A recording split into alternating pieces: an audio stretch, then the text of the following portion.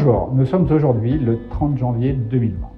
Après avoir continué sur leur lancée haussière de décembre dernier, les marchés émergents prennent de plein fouet la crise sanitaire du coronavirus, laquelle affecte l'ensemble des marchés mondiaux et en particulier les actions chinoises.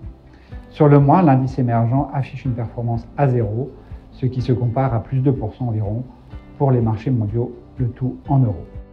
L'épidémie du coronavirus est dans tous les esprits. Quelle en est votre lecture ? Compte tenu de la nature du virus, il nous faut malheureusement attendre 8 à 10 jours pour en préciser l'impact, c'est-à-dire vers le 10 février. On peut bien sûr le comparer au SARS de 2003. À l'époque, le Hang Seng Index, l'indice de Hong Kong, avait perdu 17% entre décembre et avril, et ensuite avait regagné près de 20% entre avril et le mois de juin. Mais comparaison n'est pas raison, et l'épidémie actuelle pourrait, tout en étant moins mortelle, durer plus longtemps.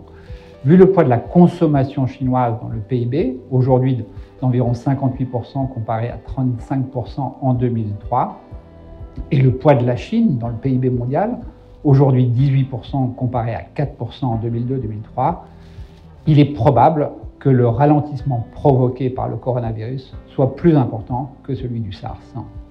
L'épidémie n'a pas empêché GEM Equity de surperformer en janvier avec une progression de 2,2% versus 0,5% pour l'indice au 29 janvier. Un mot d'explication ?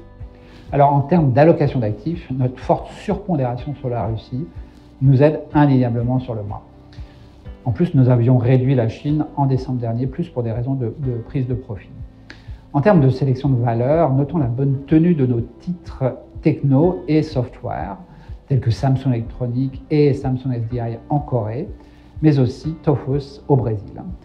Nos titres Internet, qu'ils soient Tencent, Alibaba, Sea et Yandex, qui représentent à peu près 19% du portefeuille, GEM Equity, ne déméritent pas non plus sur la période.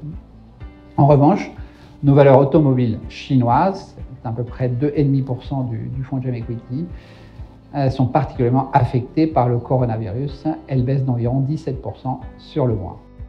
Votre stratégie d'investissement 2020 est-elle modifiée du fait du coronavirus ?